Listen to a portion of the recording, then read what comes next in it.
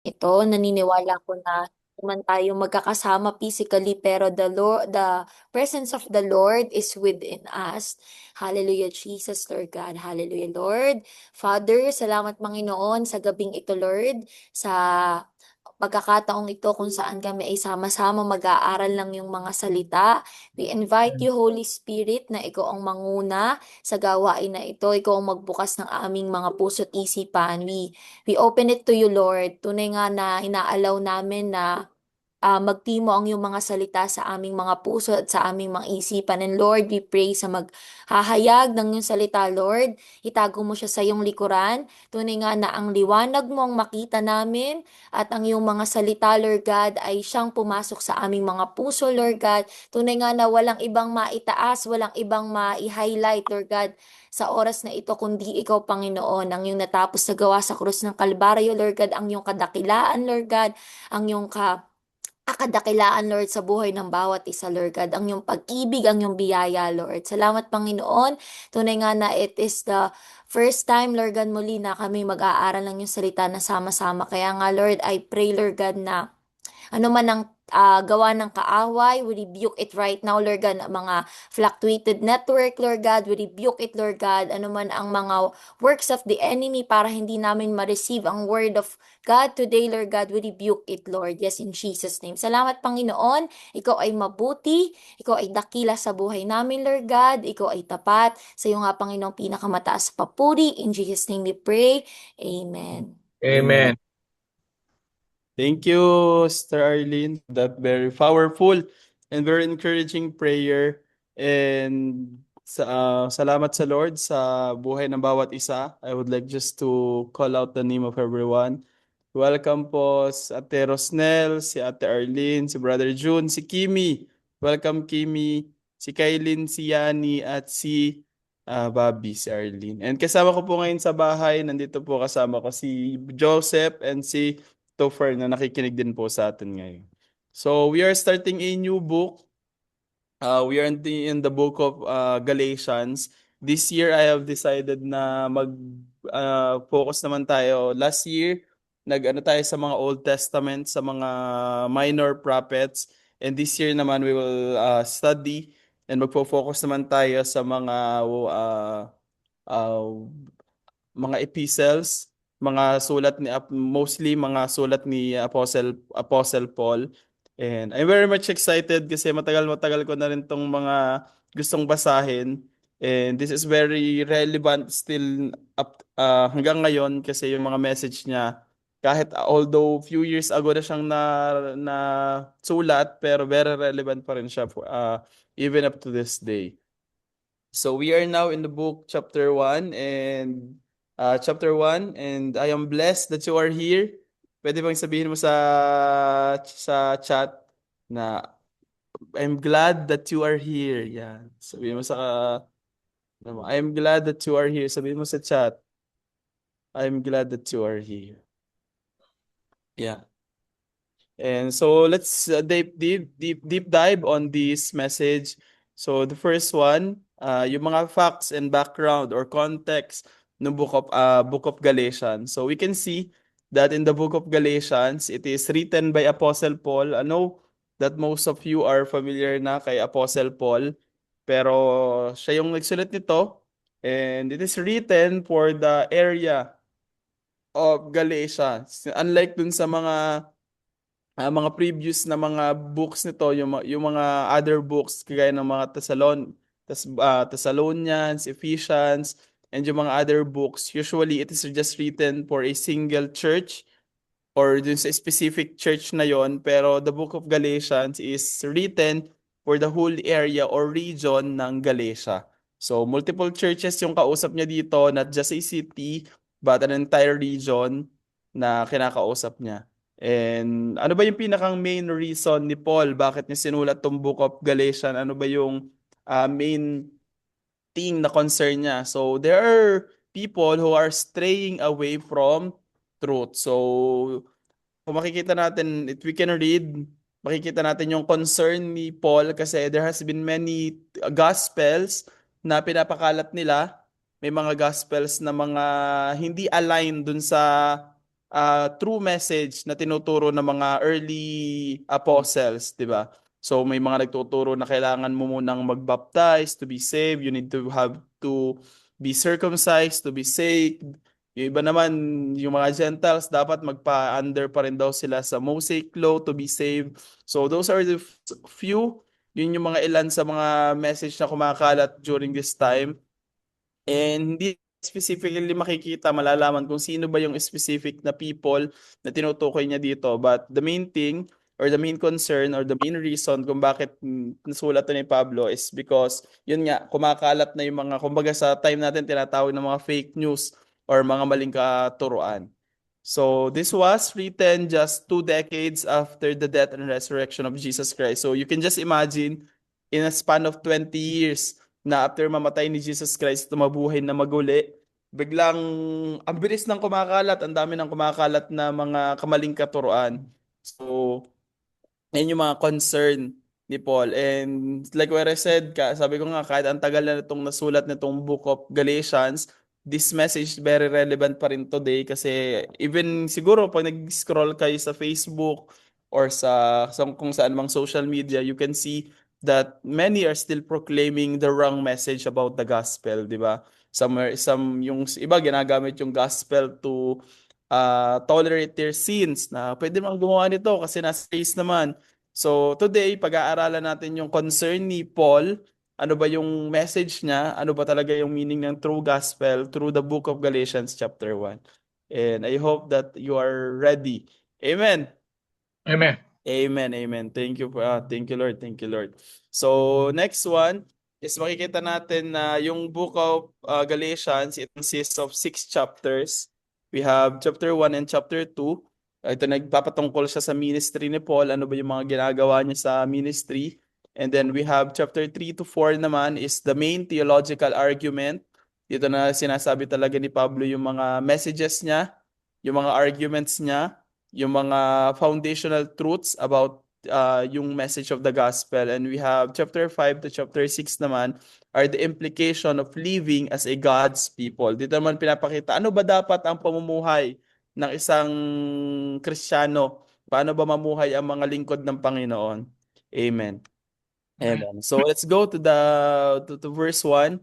So verse 1, napakalinaw na sinabi dito, mula kay Pablo na hinirang na apostol, hindi ng tao o sa pamagitan ng tao, kundi ni Hesukristo at ng Diyos Ama na muling namuhay para kay bumuhay kay Jesus, di ba? So very first verse pa lang, unang verse pa lang, very powerful na yung authority na ni-establish dito ni Paul about dun sa pagsasalita niya kasi sinasabi niya dito na in the get-go na hindi ako basta pinili lang ng tao or in-appoint ng isang tao, but I am appointed by God. So it is important for him na ma-establish to, and also sa atin din, bawat isa din sa atin, napakahalaga na malaman mo na when you are saved by God, when you are loved by God, when you are chosen by God, hindi ka lang pinili ng tao. You are chosen by God, not just by men. Amen? Na bawat Amen. isa sa atin, hindi ka lang pinili ng tao, kundi you are chosen by God. Pwede bang i-chat natin dyan sa ating chat box? I am God's chosen. I am God's chosen. Yeah. Yan. Ikaw ay pinili ng Panginoon. And yun yung sinasabi ni Pablo dito na hindi ako pinili lang ng tao or appointed by people, but I am appointed by God. And makikita natin dito kung gaano siya kahalaga bilang bilang isang apostle para kay kasi may establish ang authority niya na hindi lang siya made or handpicked by people but by God himself. And we can read from verse 3 hanggang verse 5. Kung makikita natin dito, sabi niya sa verse 3, "Grace and peace to you from our Father and our Lord Jesus Christ, who gave himself for our sins to rescue us from present evil age, according to the will of our God and Father. To whom be glory forever and ever. Amen." Alam nyo ba, nung meron kasi ako sanang dapat last year, gusto kong simulan yung isang message na isa siyang isa siyang series sana, parang about what is grace.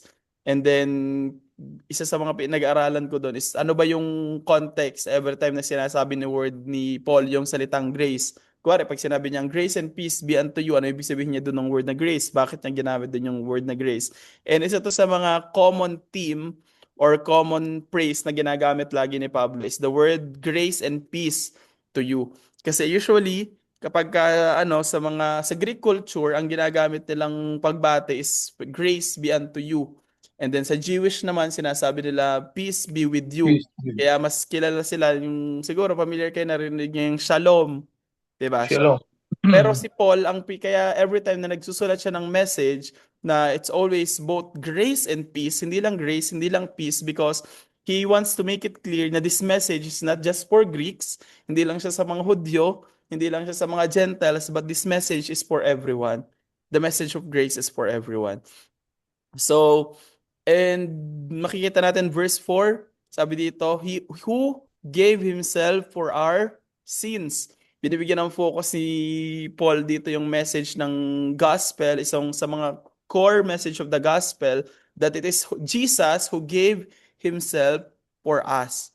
Ibig sabihin, hindi tayo nagbigay ng sacrifices, not our own sacrifices, not our own action, but it is the love and the grace of Jesus Christ na nagtulak sa Kanya para ibigay yung kanyang sarili. So, he wants to tell the Galatians straight out that the atonement for sins and perfect righteousness are not to be sought anywhere but in Christ. So ano pa lang, unang-una pa lang ng verses, parang ini-establish na agad dito ni Pablo na yung salvation nyo, yung atonement nyo, yung righteousness nyo, hindi nyo yan masisik on your own, but it is given to you. Given to you by Christ. Ibig sabihin, you cannot attain all of this. You cannot attain atonement. You cannot attain righteousness. Hindi ka pwedeng maging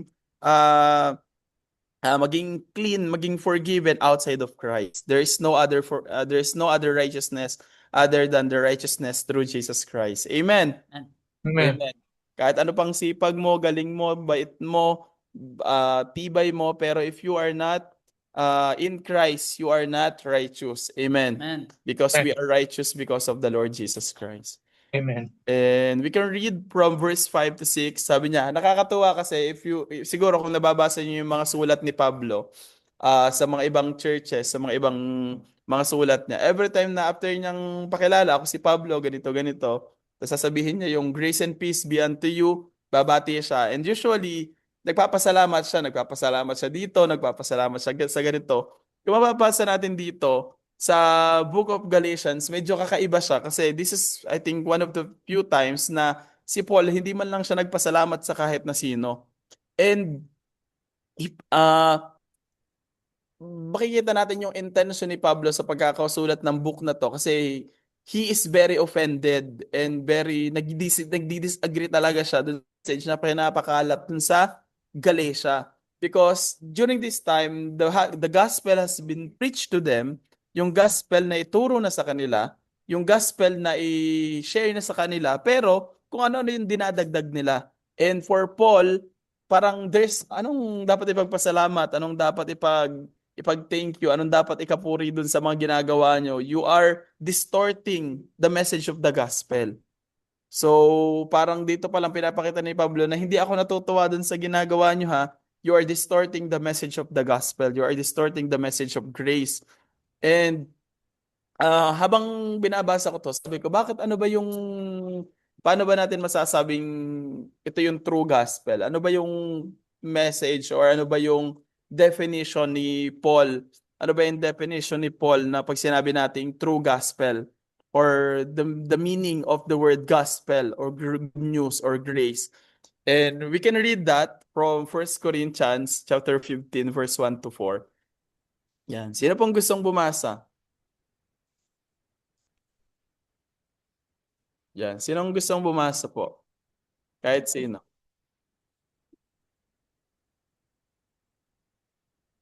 Paunahan na lang. Sino yun? Sino po? Sige. Raise your hands. Huwag po kayong mahiya. Yung mga gusto din mag-open ng camera, okay lang yan. Sige, sa Ate Rosnel daw. Go, Ate Resnel. First Corinthians chapter 15 verses 1 to 4. Now, brothers and sisters, I want to remind you of the gospel I preached to you, which you received and on which you have to taken your stand. By this gospel you are saved, if you hold firmly to the word I preached to you, otherwise you have believed in vain. Amen. Go, verse 3. Verse 3. For what I received, I passed on to you as of first importance that Christ died for our sins, according to the Scriptures, that he was buried, and he was raised on the third day, according to the Scriptures. Amen, amen. Praise God. Thank you, Amen. Ate Rasnel, for reading. So, napakalinaw, nung sinasabi ni Pablo, I just want to remind you, nire-remind ko lang kayo, this is the meaning of the gospel. This is the meaning of the good news that I am sharing to you. Sabi niya, makikita natin dito, verse 1, sabi niya, first, which you receive, on which you have taken your stand. Oh, so first of all, your grace, yung gospel is to be received. Para siyang gift, it is a gift to be received, di ba? Isa siyang regalo na tinatanggap lang natin. And also, sabi, which you have taken your stand. So you have to believe on the grace, on the gospel that you have received. Sabi niya, and sinabi niya din dito, verse 2 naman, by this gospel you are saved. Kaya nga po, lagi natin i-clear yan, that I am saved by grace through faith. I am saved by grace through faith and not my own works. And sinabi niya dito, if you hold firmly to the word I preach to you, otherwise you have believed in vain. This is my belief and I believe this is a very important na matutunan at malaman ng bawat isa. Na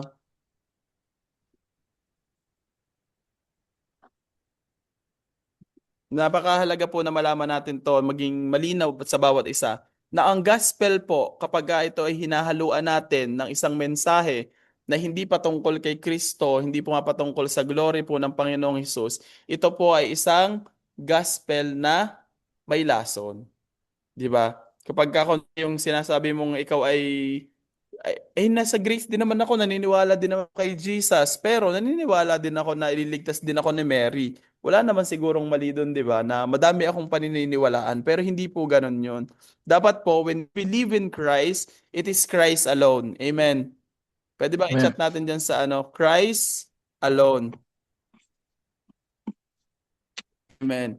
Kaya nga po lagi natin dinideclare dyan that Christ is enough. Yung iba kasi ang dami nilang hinahalo dun sa perfect na gawa ng Panginoon. Siguro ang pinaka-perfect example ko dyan is parang pinaggawa ka na ng perfect na kare-kare. Tamang sahog, tamang init, tamang lambot ng karne. Alam mo, perfecto na. Tapos sasabihin mo, dadagdag ko na lang yung suka ko, yung asin ko, para mas lumasa siya. Well, then it is no longer perfect. Kasi hindi naman yan yung ginawa ng Panginoon, pero napakahalaga po na bawat isa sa atin is maunawaan natin yung pinakang core ng message of the gospel, that we receive our salvation through faith, through our Lord Jesus Christ, not by our own works and action. And sabi po dito, for what I have received, I pass on to you as of first importance, that Christ died for our sins according to the scripture. Yan ang kagandahan po doon, sinabi din dito, napakalinaw sa verse 4, na hindi lang ang Panginoon namatay, but He was resurrected on the third day. At ang kagandahan po ng sinasabi din ng salita ng Panginoon, the scripture says that we are also resurrected with our Lord Jesus Christ. Nung namatay tayo, nung namatay ang Panginoong Jesus, namatay din yung mga kasalanan natin sa kasama niya, pero nung siya ay nabuhay, tayo po ay kasakasama ng Panginoong Hesus na tayo ay nabuhay din. Amen. Amen. Hindi na natiling patay ang Diyos. Yung iba kasi gano'n ang Diyos nila na nabuhay pero patay na ngayon. Pero the God that we have is alive. Amen. Amen. Amen. That our God is alive. Our God is alive. Amen. Amen. Amen. And sabi po dito ay, alam niyo po, isa sa mga, kung makikita natin dun sa definition ng nung gospel ni Paul, parang madami talagang parang taas ng kilay ng message ni Paul because it is against the nature of people. It is against the human nature. Ito po ay against at offensive po yung meaning ng gospel, tsaka po yung message ng gospel. Kaya po, ang maraming mga tao ang gumagawa ng kaparaanan para ma-pervert ito, ma-pervert yung true meaning ng gospels. Maraming mga tao ang gumagawa ng kaparaanan upang malason yung mensahe ng gospel. Ano po ang dahil? I have listed here tatlong reasons po kung bakit maraming mga tao ang pine-pervert nila yung gospel. Verse 1, the first reason is the gospel offends our pride. Amen. Kasi yung mensahe po ng gospel is nagtuturo siya sa atin na hindi mo nga kaya, na you need a savior, that you cannot save your own, that you cannot save yourselves.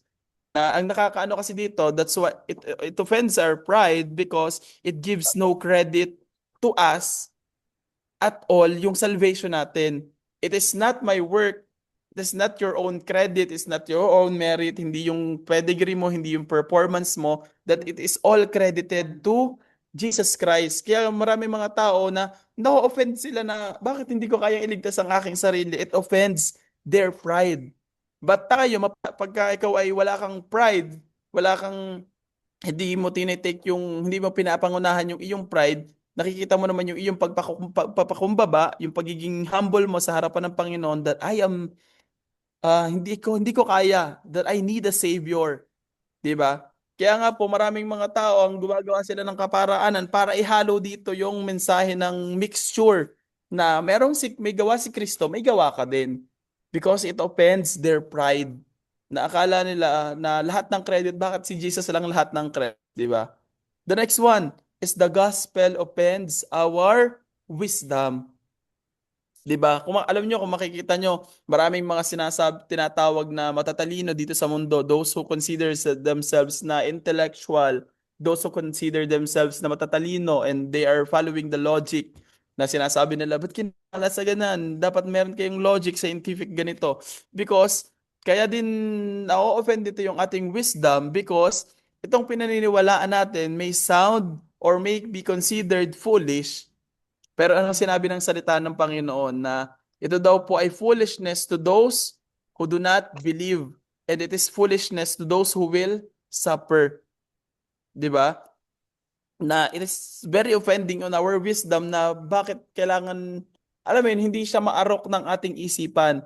Kaya po nagagawa ang ibang tao ng kaparaanan para ma-distort yung message na to, ma-pervert yung message na to, kasi hindi maarok ng ating isipan na how can a big God, how can a holy God ay magkakaroon ng gantong klaseng recklessness o gantong klase ng pagmamahal sa atin na kailangan niya pang bumaba dito sa lupa and to be punished and to die for our sins. It sounds foolishness. Pero sinabi ng Panginoon na this is foolishness to those who do not believe and those who will be condemned, but it is the power of Christ unto our salvation. Amen. Amen. Kalokohan, foolishness sa ibang tao, but for us, this is God's power working through us. Amen. Amen. Amen. And last one, the gospel offends our knowledge. Alam niyo po, ito po ay isa sa mga I think one of the most common na na-offend talaga ang ating sariling karunungan. Kasi siguro most of us, lumaki tayo sa paniniwala na meron tayong sariling belief, meron sarili tayong knowledge, meron tayong sariling kaalaman, meron tayong sariling personal experience. Sinasabi ng Panginoon, sinasabi ng Bible na kung ano yung alam mo, itapon mo yan. Discard your knowledge and believe in me. 'Di ba? Parang nakaka-offend yun na. Bakit ito ng paniniwala ko, kaya nga merong mga nagsasabi, if you can encounter some people na ito ng kinalakihan ko, dito na ako matay. Some may say na ito na yung paniniwala ko, ba't mo ako babaguhin? O kaya mayroong mga nagsasabi na kanya-kanyang paniniwala, yan ang iyong knowledge, ito ang aking knowledge, di ba? Pero it offends our knowledge, pero napakahalaga po na hindi tayo magtiwala dun sa sarili nating scientific knowledge or personal experience, pero maniwala po tayo kung ano yung sinasabi ng Biblia, our ultimate truth. Amen? Amen. that Jesus Christ died for you to be saved. 'Di ba? Sabi, and to never die again, na upang hindi na tayo mamatay at mapahamak muli. Amen. So Amen. that is the reason kung bakit distort yung message ng gospel. Kasi again siya sa human nature eh. And ito po yung nire-rebuke ni Paul na hindi yan mali yung tinuturo nyo. And alam nyo kung gaano katindi yung gaano katindi yung disapproval ni Pablo dito sa disapproval ni Pablo dun sa false message na kumakalat. Sabi niya sa verse 8 and verse 9, habang binapakinggan ko to, parang naririnig ko yung galit ni Pablo eh. Sabi niya, but even if we or an angel from heaven should preach a gospel other than the one we preach to you, let them be under God's curse. Sabi niya, kung may mag-share ng ibang message na ibang gospel outside of the gospel of Christ, sila ay sumpain ng Panginoon. At hindi pa siya tumigil doon. Sabi niya, verse 9, as we already said, so now I say again, if anybody is preaching to you a gospel other than what you accepted, let them be under God's curse. Ganun na siya katindi kasi hindi ka lang niya kinurse, double curse ka sa kanya, sabi niya. And habang pinapakinggan ko po to, kanina, habang ako po ay nagbabasa kaninang umaga, kanina madaling araw, alam niyo, I can't stop to wonder. Minsan napapaisip ako, nasan kaya yung pag-ibig ni Pablo dito? Kasi, di ba dapat may love pa rin? Pero bakit inaano ni Pablo na ma-curse tong mga tao na to? Pero alam nyo, nakikita natin yung love ni Pablo dito. Pag tinanong, where's Paul's love? Nasaan ba yung pag-ibig niya? Yung pag-ibig po ni Pablo ay nandun sa mga kaluluwa that were in danger of hell because they have received the wrong message and the wrong gospel. Yung compassion ni Pablo ay nandun sa mga taong makakarinig ng mensahe na mali yung kanilang maririnig. Na pag itong mga taong to naniwala na ganito, yung naniwala din sa mga lingkaturoan, they are maaaring itong mga to ay mapahamak, maaring tong kanilang mga kaluluwa ay mapahamak. Pero ganoon na lamang yung pag-ibig ni Paul para sa mga taong to na I am willing to look like a bad man. Willing ako na magmukhang masama so that all of you can be saved and to be ma-redirect kayo sa Panginoon. Diba? And alam niyo po, bilang mga Kristiyano, napakahalaga po na maging malinaw ito sa atin. Napakahalaga po ng mga Kristiyano na maging ganito yung compassion at heart po natin pagdating dito sa ganitong bagay. Sometimes, yung sa pagsasalita mo ng katotohanan, people will be offended. Diba? Pag sinabi mo na sa kanila na ay hindi ka maliligtas ng religion mo. Some may say or some may feel na ma-offend sila dun sinasabi mo, but wag kayong ma-discourage na parang nasasaktan natin yung damdamin nila. I'd rather mas gugustuhin ko pang ma-offend ko sila dito sa lupa kaysa itago ko sa kanila yung katotohanan kapag nandun na tayo. Amen. Amen. Mas mabuti pang ma-offend natin sila dito sa lupa kaysa naman i-comfort natin sila with lies. I'd rather rebuke them with truth than comfort them with lies. Amen. Amen. Amen. Amen. Alam niyo po, napakaganda ng sinabi dito ni Pablo sa verse 10. Kasi iisipin natin na ang tindi din ni Pablo magsalita, no? Pero alam niyo kung saan nagmumula yung yung boldness niya to share this, yung kanyang compassion to share this, nagsisimula yung lakas niya na mag-share ng verse na to. Sabi niya sa verse 10, basahin natin yung verse 10. Sino pong gustong bumasa ng verse 10? Ayun, wala. Yun. Sino pong gustong bumasa? No. Alin ba yun? Verse 10? Apo, nakita niyo po ba yung screen ko? Yan. Okay. Brother John, gusto niyo Are bumasa? now trying to win the approval of human beings or of God? Or am I trying to please people? If I were still trying to please people, I would not be a servant of Christ. Amen. Amen. Alam niyo po, kung magiging honest po ako sa iyo, sobrang answered prayer tong word na to sa akin ng Panginoon because last year, meron akong mga naririnig na mga message or may mga naririnig akong mga concern regarding sa mga bagay-bagay. Tapos parang napapatanong ako sa Panginoon na, Lord, saan ba ako pepesto? Saan ba ako lalagay? Kasi kapag kunwari po ay, minsan may mga time na pwede kang maging offensive sa ibang tao, tapos parang ma-offend sila dun sa sinasabi mo. Pero iniisip ko na baka ma-push ko naman sila away from Christ. Naiintindihan niyo po ba yung concern ko? Na parang Mm. masabi ko nga sa kanila yung totoo pero ma-offend naman sila or ma-push ko naman sila palayo. Tapos parang Mm. nalulungkot ako na ganun. Pero alam niyo, napakalinaw nung sinabi sa akin that I am not trying to win the approval of human beings. What I'm Yes, trying to agreed. win, what I'm trying to please is God.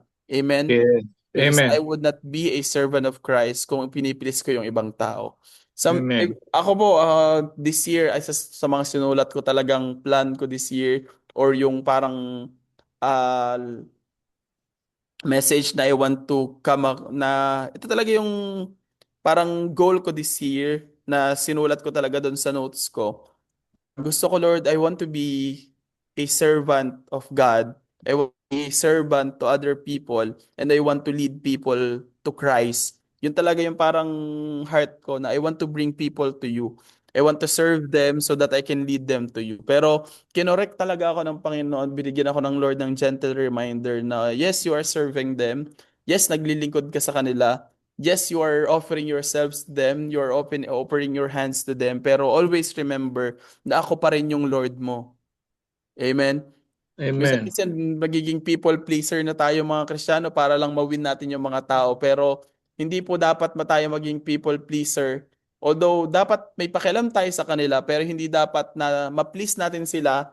Tapos ang Lord naman ang hindi na-please dun sa ginagawa natin. Naunawaan niyo po ba? Kundi Amen. above all, above anything, above all things, all your decisions, all considerations, dapat po ang approval ng Panginoong Hesus ang inuuna mo. Alam niyo yung word dito, hindi kasi actually kung binasa ko yung sa Greek nito or yung sa original na version ng servant of Christ, hindi nila exactly masabi kung ano yung direct word that was used for this. Sabing ang pinakamakit na word is yung bond servant na tinatawag or servant or sa ibang tawag naman na slave. So pag sinabi nating bond servant is parang yung ginagawa niya is hindi based dun sa gusto niyang gawin. Yung ginagawa niya is hindi based sa ginasabi ng ibang tao, kundi yung ginagawa niya is based sa command or sa kung ano yung gusto ng kanyang Lord. Naunawaan po. So pwedeng sabihin ng ibang tao sa iyo na kung ikaw ay isang servant ng isang tao, kung ikaw ay servant nitong kuwari, ng pangalan ni kuwari ang Lord mo ay si kuwari si Tupper. Pag sinabi nito para na ka-Monday dito ka pumunta, kung ano sasabihin ng Lord mo, doon ka susunod. Pwedeng dito sa isang lugar, meron din dong ibang Lord, kahit iutos niya sa'yo, hindi ka nasunod kasi hindi ka naman under nun hindi ka servant nun. Ganun po yung iisipin natin that I am a servant of God. Na yung authority na naglilid sa akin, yung authority na nagdadrive sa akin, ay walang iba kundi ang Panginoong Hesus. Hindi yung gusto ko, hindi gusto ng ng ibang Lord o yung gusto ng ibang tao, kundi ang main priority ko, main goal ko, main desires ng heart ko is ma-please ang aking Panginoon. Amen. Amen. Amen. And makikita natin dito in verse 11, makikita naman natin na shinare briefly ni Paul yung kanyang conversion. Siguro familiar na kayo dito, pero i-reiterate lang natin.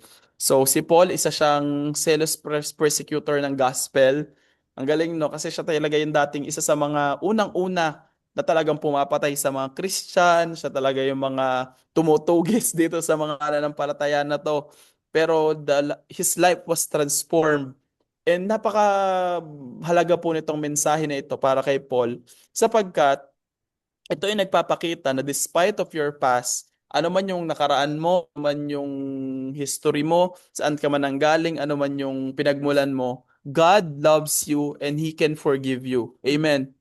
Amen. Sometimes may naisip tayo na mapapatawad pa kaya ako ng Lord kapag nagawa ko tong bagay na to or do God, mahal pa rin ba ako ng Lord? Pero yung buhay ni Pablo is a testament that despite your past, despite your history, the Lord loves you and He can forgive you. Amen.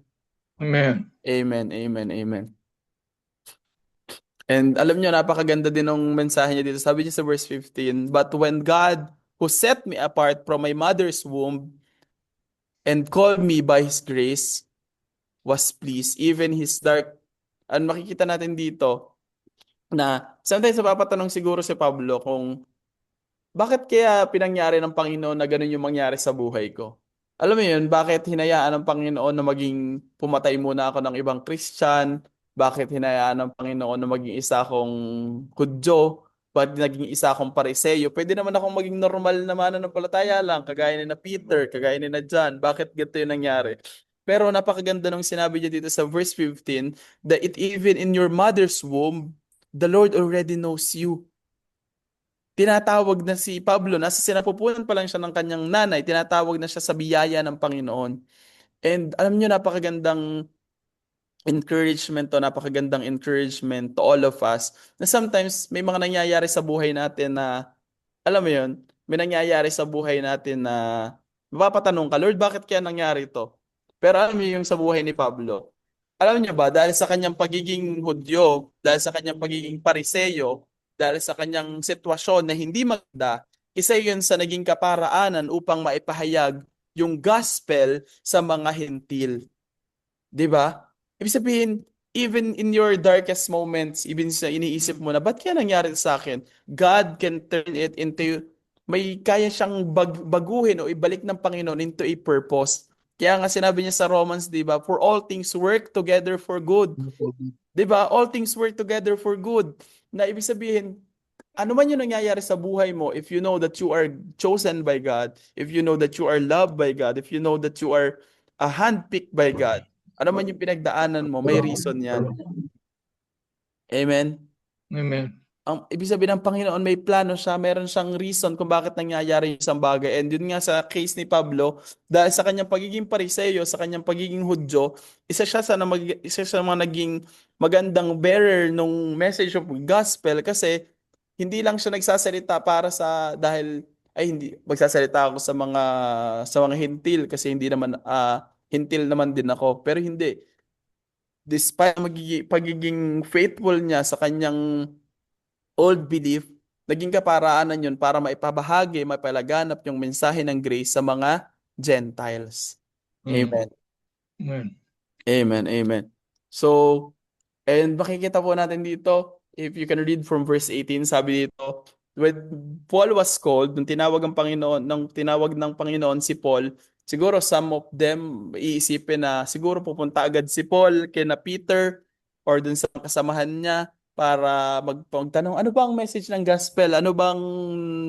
Para magkatugma-tugma tayo ng kwento. 'Di ba? Parang makipag-sync siya kina Peter. Pero sinabi dito na for 3 years, hindi daw po nakipag-usap si Pablo kina Peter or dun sa mga ibang apostles kasi gusto ni Pablo na patunayan na yung same message na tinuturo niya at same message na tinuturo ni na Peter at ng mga apostle ay pareho, hindi dahil pinag-usapan nila but because they receive the same spirit even when they are not talking. Wow. And napakagandang message yun. Alam nyo, minsan, sino dito nakaranas ng nakamit siya ng isang tao or ng isang Christian na hindi niya alam na Christian pero you know it in your spirit? Naranasan Amen. niyo na ba yon? Na meron Amen. kayong kausap na tao pero alam niyo sa spirit niyo na parang Christian to. And Oh. most of the time, correct ka. Tama ka. Mm. And alam nyo, ganito yung nangyari kay Pablo. For years, hindi niya kinausap si Pablo. Hindi niya kinausap yung mga ibang apostles para makipagtugma-tugma sila ng mensahe. Hindi po. But because all of them are led by the Spirit, hindi sila nagkakaiba-iba ng mensahe. Hindi sila nagkakaiba-iba ng mga teachings. Sa halip, sila po ay nagkakaugnay-ugnay because they are Amen. one in spirit and they have the same message na tinanggap. Amen. And Amen.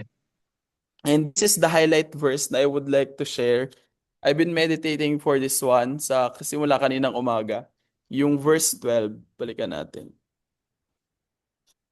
Sino po ang gustong bumasa ng verse 12?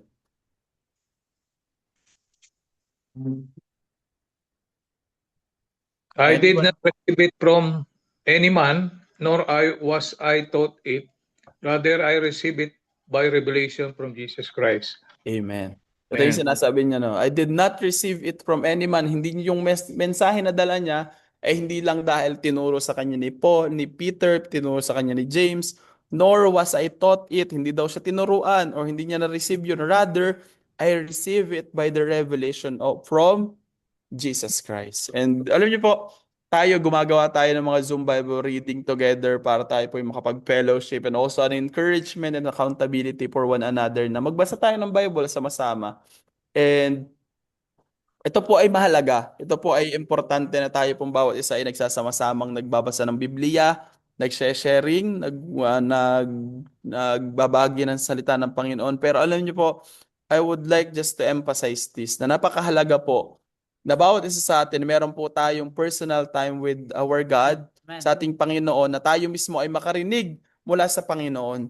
Hindi lang tayo basta makinig sa preacher, hindi lang tayo basta makinig sa pastor. Although these are important, mahalaga po ito na nakikinig tayo sa may mga pastor, nakikinig tayo sa ibang Amen. preacher. Pero alam niyo po, napakahalaga na meron po tayong personal na pakikipag-usap, na pakikinig ng revelation po mula sa ating Panginoon. Does this Amen. mean, Kuya Kenneth, na Amen. iba-iba ba ang revelation ng tao? Magkakaiba ba ang revelation kay ganito, mga revelation sa ganito? Ang mensahe po, pwedeng yung epekto niya iba-iba, pero I believe that yung mensahe ng Panginoon, when you are in the Spirit and you're led by the Spirit, iisa lang yan. Yan po ay iisa yung mensahe niya. Pwedeng mag-iba-iba yung application sa buhay mo. Iba-ibang application siguro sa buhay ni Tuper, sa buhay ni Janelle, sa buhay ni Arlene, sa buhay ni Ate Rosnel. Pero iba-ibang application, pero iisa ang source. Amen. Mm. And this is my prayer for everyone. Bawat isa po sa atin magkaroon tayo ng first-hand encounter and revelation from God. Nakagaya nung sinasabi ni Pablo na hindi lang niya basta narinig sa ibang tao, hindi niya lang basta natutunan sa ibang tao, but I receive it. I receive this revelation from our Lord Jesus Christ. Amen. Amen. Amen. And I'm about to end na po. And this is from verse 23 to 24. And this is testimony ni Paul. Sabi niya, they only heard the report that man who formerly persecuted us is now preaching the faith he once tried to destroy. And they praise God because of me. And siguro yung iba kasi, itong buhay kasi ni Pablo, some of them, hindi nila kilala si Pablo. Ano bang ginawa ni Pablo? Pero alam niyo po, sinabi dito that those who heard the message and the testimony of Paul, sabi nila, pinupuri nila ang Panginoon. And pinapakita dito na forgiveness talaga ng Panginoon na despite of our past, despite of our history, ano man yung current situation mo ngayon, if you believe that you are loved by God, that you are forgiven by God, kayang-kaya kanyang patawarin. And this Amen. is my encouragement to everyone kung gaano po kahalaga yung atin pong mga testimonies. All of our stories are powerful. Amen. Amen. Amen. Naniniwala ba kayo na may kwenta ang inyong kwento? Di ba? Mm. Merong Amen. magandang mensahe na ginawa ang Panginoon sa inyong mga buhay. Some may say, I would like just to share to everyone.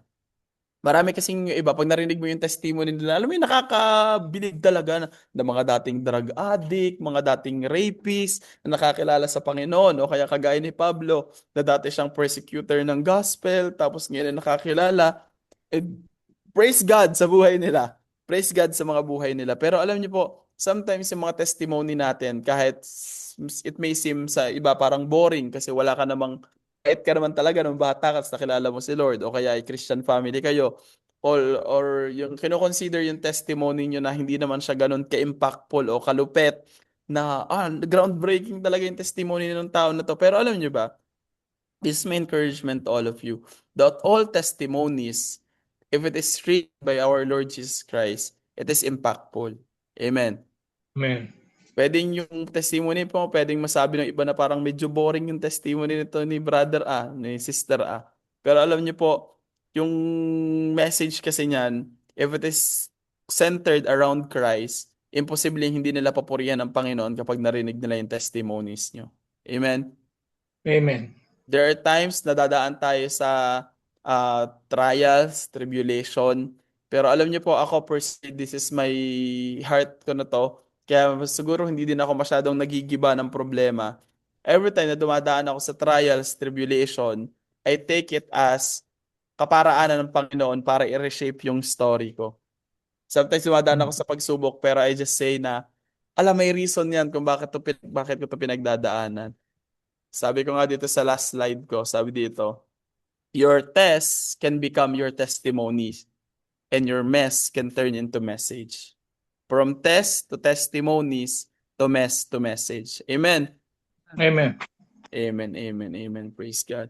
So, yung value po ng ating personal testimony, hindi lang restricted sa mga dramatic na conversion, kagaya nung kay Pablo. Pero alam niyo po, every day in our lives, kumikilos ang Panginoon, gumagawa ang Panginoon.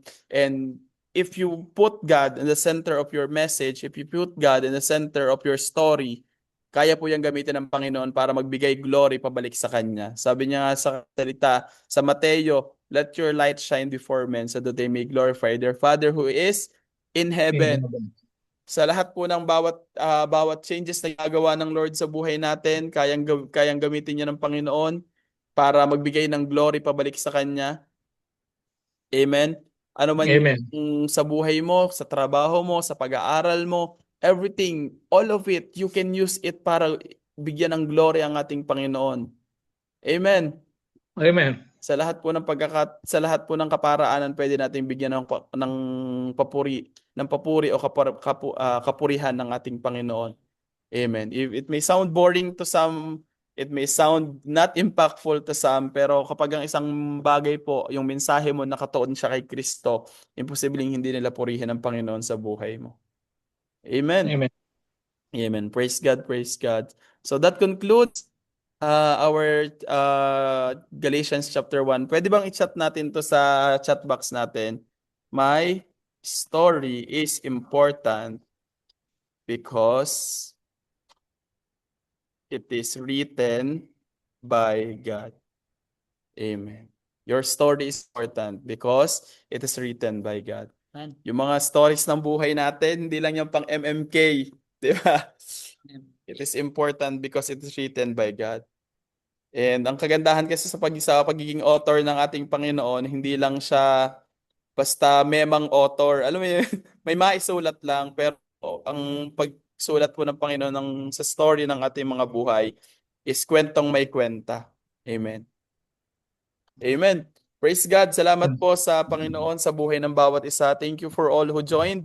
Si Kayla, si Lois, si Tekno, si M5, si Yani, and si Kaylin, si Casey napalive yata, baka may ginawa. Pero before po tayo maghiwa-hiwalay, pwede po ba tayong mag-picture taking? Sama muna ikaw din eh. Lloyd, picture. Picture tayo din. Pwede pong pa-open ang ating mga camera.